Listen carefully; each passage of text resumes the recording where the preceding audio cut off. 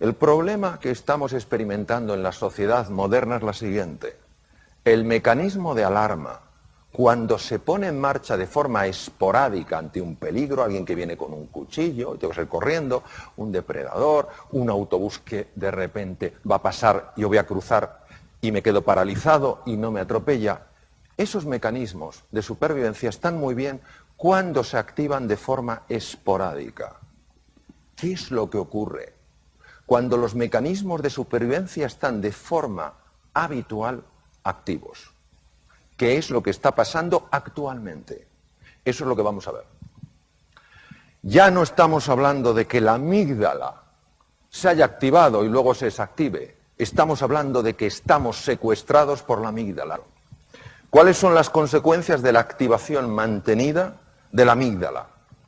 Pues el corazón, cuando se activan los mecanismos de supervivencia, puede trabajar 5 veces más. Ya os podéis imaginar que el corazón trabajando 5 veces más de forma continua acaba generando patología cardíaca. Es una de las causas más frecuentes de arritmias no reconocidas por los cardiólogos. Imaginaros además qué pasa con un tubo digestivo que de forma habitual no recibe suficiente suministro de sangre. Se paraliza, ¿lo entendéis? No puede funcionar. ¿Qué pasa con la comida? La comida se pudre, porque no avanza. Al pudrirse fermenta. Al fermentar se dilata el estómago, se produce lo que se llama meteorismo, es el gas en el estómago, y empieza a subir el ácido, el famoso reflujo. Luego, esa bolsa de gas pasa al intestino grueso y es el colon irritable. ¿Es o no frecuente eso hoy? ¿A que sí? Además, afecta al sueño, es una de las causas más frecuentes de insomnio. Afecta, por supuesto, a la fertilidad. Genera tal grado de tensión muscular que acaba produciendo dolores de espalda, dolores en muchos sitios. También altera el sistema de defensa del cuerpo, porque en un mecanismo de supervivencia, el organismo, el cerebro, entiende que lo que nos protege frente a bacterias, virus y tumores no es esencial. Por eso se funciona mucho peor a la hora de defenderse frente a una gripe, un catarro, etcétera, etcétera. Tener activado de forma habitual el mecanismo de supervivencia no solamente genera todos estos problemas incómodos del tubo digestivo, no solamente nos acatarramos con más frecuencia, cogemos gripes con más facilidad, dormimos menos, etcétera, etcétera, sino que también tiene la capacidad de afectar a la genética. Afortunadamente tenemos también otros mecanismos de adaptación. Los mecanismos de adaptación son muy interesantes. ¿Por qué? Porque nos ayudan ante la dificultad de una manera completamente distinta a los mecanismos de supervivencia. Observar, este es un terreno incierto, con peligros, los rayos son 30 millones de voltios, pero también seguro que hay oportunidades ahí. En ese momento, cuando no es la amenaza, sino peligro más oportunidad, lo lógico, lo coherente es que el cerebro active no mecanismos de supervivencia, sino mecanismos de adaptación. Si en medio del desierto aparece un coyote, sí se activará el mecanismo de supervivencia, pero mientras tanto es el mecanismo de adaptación. ¿Por qué el mecanismo de adaptación? Porque el mecanismo de supervivencia solo nos permite atacar, quedarnos bloqueados o huir. Y ya os podéis imaginar que para explorar un territorio nuevo, atacar, quedarse bloqueado o huir es una pobre opción. Son los mecanismos naturales del ser humano. Nosotros hemos progresado a lo largo de la evolución desde hace 2,5 millones de años porque los mecanismos que hemos puesto en marcha fundamentalmente son de adaptación. Solo ante la presencia de un tigre de dientes de sable o un mamut o un mastodonte hemos puesto mecanismos de supervivencia. ¿Por qué son tan interesantes los mecanismos de adaptación? Por lo siguiente. Cuando el cerebro pone en marcha ese mecanismo, a diferencia de cuando pone en marcha el de supervivencia, la sangre no va a la amígdala, sino que va a la zona prefrontal, la zona clave para prestar atención, para ver las cosas con perspectiva, para tomar decisiones y para aprender. Además, da una orden para que células madre situadas en las cavidades cerebrales empiecen a convertirse en neuronas, y esto se ha probado en adulto. Por eso el mecanismo de supervivencia es el que nos ha permitido aprender cómo entender ciertos patrones en entornos nuevos, activa la creatividad, la capacidad de atención, la perspectiva, la memoria. ¿Por qué el ser humano moderno tiene de forma habitual, y esto es una cosa súper constatada desde el punto de vista médico, ¿por qué tiene activado de forma habitual sus mecanismos de supervivencia? Si no le ayudan a adaptarse y encima le generan desgaste incluso a nivel celular. Eso es lo que tenemos que resolver. Generamos interpretaciones de amenazas que son creaciones mentales y respondemos como si fueran peligros y amenazas físicas. Ahora, ¿por qué ponemos en marcha estos mecanismos en lugar de mecanismos de adaptación? Entendemos que el cerebro se equivoca, como se equivoca con el tablero. ¿Pero qué hace que se equivoque? ¿Cuál es la causa? La clave es múltiple. Vamos a analizar los elementos más importantes. El primero es el manejo de la atención. ¿Dónde pongo yo mi atención? ¿Dónde me estoy enfocando? ¿Por qué? Porque donde llevéis vuestra atención será siempre más real para vosotros. Muy importante, la atención es selectiva. Vemos donde miramos. La realidad es muy amplia, pero si solo estamos mirando a un sitio no veremos lo otro. Mucho cuidado con la toxicidad ambiental. Hay personas que son extraordinarias y a su vez son como agujeros negros. Te chupan la energía.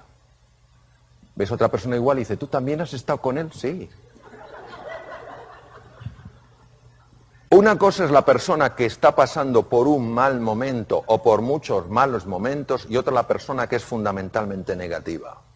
¿Entendéis la diferencia, verdad?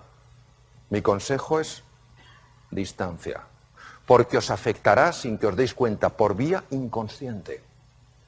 No penséis que vale decir, no, yo sé perfectamente lo que de esta persona me voy a quedar o no voy a quedar. No es así. Por vía inconsciente está entrando y está afectando a cómo percibo el mundo. Luego, ser vosotros y vosotras los dueños de vuestra atención.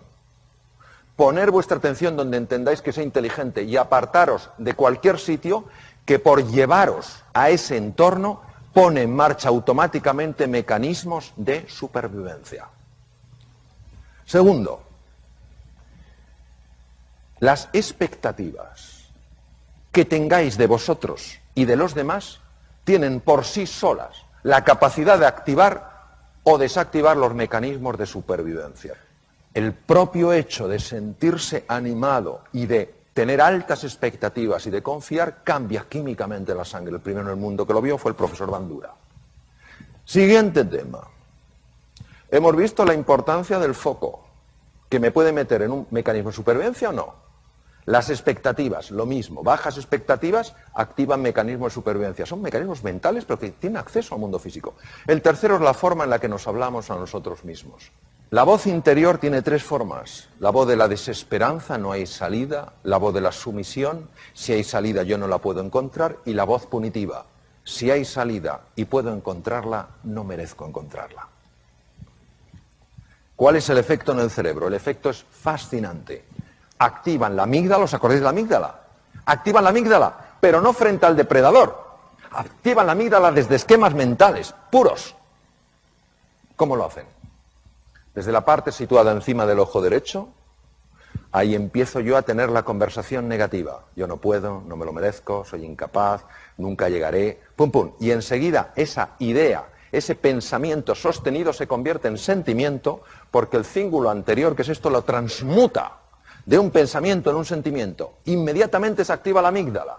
La amígdala activa el hipotálamo en la profundidad del cerebro y el hipotálamo pone en marcha el mecanismo de supervivencia a través de las glándulas suprarrenales encima de los riñones, que inundan la sangre de adrenalina, noradrenalina y sobre todo de cortisol, que es la hormona reina en lo que es el mecanismo de supervivencia.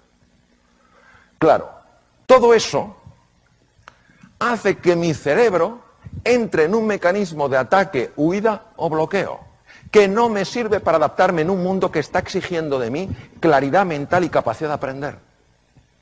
Por eso, mucho cuidado con la forma en la que nos hablamos a nosotros mismos.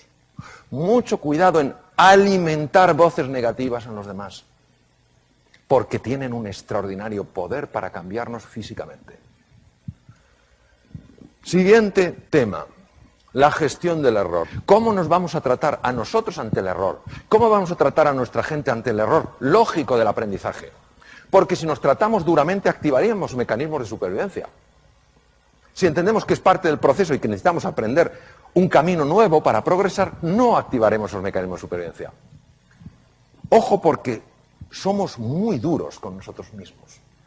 Y las heridas que nos hacemos en el corazón, y las heridas que facilitamos que a veces otros se hagan, cuesta mucho esfuerzo y mucho trabajo reparar. Hace falta mucho tiempo, mucho compromiso para curar, para sanar heridas en el mundo emocional. Entonces, seamos cuidadosos, gentiles, amables en la forma de hablarnos a nosotros mismos y a los demás. ¿Y qué cosas decía Albert Einstein? La fuerza de la voluntad, la fuerza del compromiso. Es más fácil estar abajo, es más arriesgado subir, pero desde arriba se ve otra perspectiva y se alcanza con la fuerza del corazón, porque lo que el corazón quiere sentir, la mente se lo muestra. La gente sencilla nos puede enseñar grandes cosas. ¿Cuántas veces nos levantamos por la mañana, o me levanto por la mañana, para no generalizar, digo, no sé qué, el agua cuánto tarda en salir caliente, hará frío, no sé qué desastre, está lloviendo? Los guerreros Kun en el Kalahari, norte de Sudáfrica, uno de los territorios más duros del mundo, han convertido los esques, las excusas, en los hayques, las acciones, y en los tenemos que, la responsabilidad. Qué ejemplo para nosotros de lo que es la heroicidad en el día a día. Muchas gracias.